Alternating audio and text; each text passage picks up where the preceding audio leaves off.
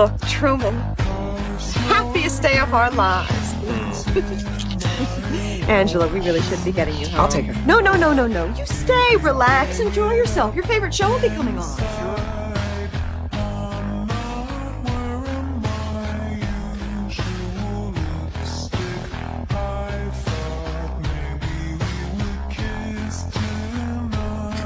What's your rush? Surgery.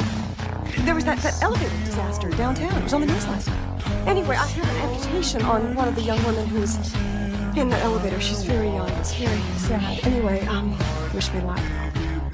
Cross my fingers for you.